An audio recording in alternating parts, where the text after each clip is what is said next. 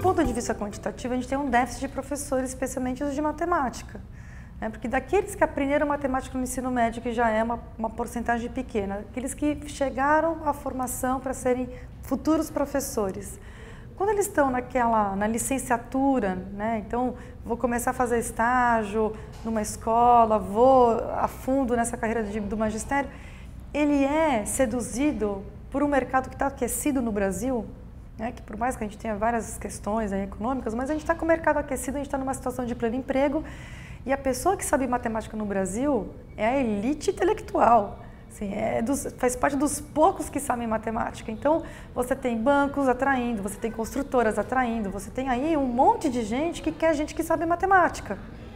Então, entre você ganhar um salário inicial de R$ 1.500 ou ganhar um salário inicial de R$ 4.500, ainda mais um jovem que é importante ter uma renda, é importante poder morar num lugar melhor, é importante poder levar a namorada no cinema, é importante ter, enfim, o celular, o tênis, etc. Ele acaba optando pelo mercado.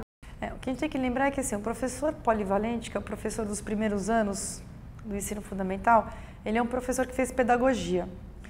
O curso de pedagogia, em geral, atrai as pessoas que se dizem de humanas. Ou seja, as pessoas que têm mais facilidade com língua portuguesa, com história, geografia. Eram essas as disciplinas que as professoras, porque em grande medida são as mulheres, gostavam quando elas estavam na escola. Então, elas vão para a pedagogia. É muito difícil você ver uma pessoa que fala, não, eu sou de exatas e vou fazer pedagogia. Certo? Então, assim, já são pessoas que têm mais facilidade com língua portuguesa, elas gostam mais. Tal. Depois, na formação, lá na faculdade, ela tem mais ênfase na língua portuguesa também. Na alfabetização, como alfabetização, não alfabetização matemática, mas na alfabetização na língua. Então, ela tem já uma predisposição a gostar mais, a querer mais língua portuguesa e outras áreas. Ela teve uma formação mais intensa em língua portuguesa e menos em matemática. Então, isso faz com que ela dê menos ênfase também, quando ela for uma profissional, na matemática. Olha, a gente tem que mudar fazendo com que, primeiro, aí é o início do início, a gente tem que ter uma carreira docente atrativa. Não tem jeito, a gente tem que pagar melhor os professores do Brasil, principalmente o salário inicial, porque a gente tem que atrair os melhores alunos do ensino médio para serem os futuros professores, porque a gente tem um ciclo virtuoso aí, em que os melhores ensinam os seguintes. Com isso, você faz com que a formação inicial dos professores também tenha que se mexer. É importante que a formação dos professores seja adequada a essa tarefa que é tão difícil, tão complexa. Eu acho, de verdade, que ensinar 40 alunos é mais difícil do que operar o coração. É mais difícil. Então, a formação do professor tinha que ser nesse nível, no nível de realmente formar para enfrentar uma sala de aula com 40 crianças diferentes, que têm backgrounds diferentes, que têm vocações, interesses, enfim, são sujeitos diferentes. Não é fácil. Então, a formação tem que ser muito rigorosa, tem que ser muito boa essa formação. Eu cheguei a fazer magistério também, então eu tenho essa ligação com a pedagogia. E eu vi justo essa dificuldade de um professor lidar com todas essas matérias que ele tem que ensinar. E acaba que, naturalmente, assim, as pessoas têm um medo da matemática, vão fugir da matemática e aquele ensino acaba ficando fraco nas séries iniciais com matemática.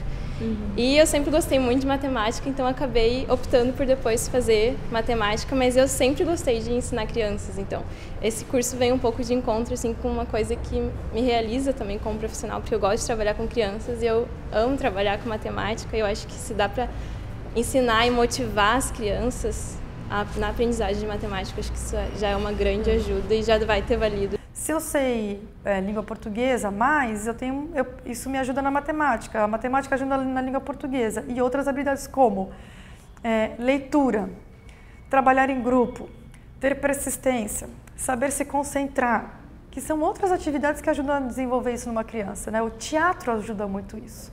Leitura ajuda muito nisso. Ler livros, ler muito, isso ajuda a desenvolver habilidades que vão ser importantes para a matemática.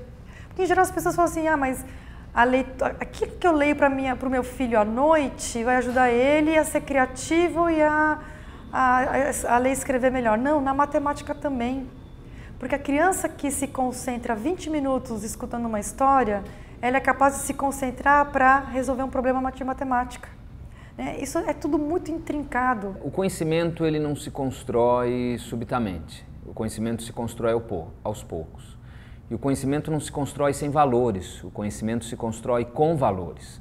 O que acontece com a matemática é que muitas vezes, pela dificuldade que a matemática é dada, porque em algum momento não se entendeu bem, porque em algum momento a matemática foi vista como o bicho-papão, porque em algum momento foi mais fácil uma solução preguiçosa de dizer é difícil, portanto não vale a pena o esforço, a matemática foi sendo deixada de lado. E grande parte da teorização que é feita em termos pedagógicos, ela não privilegia muito a matemática. Tanto que quando você começa o entendimento de como você constrói o conhecimento das crianças, você começa muito com a questão da alfabetização, que é mais visível.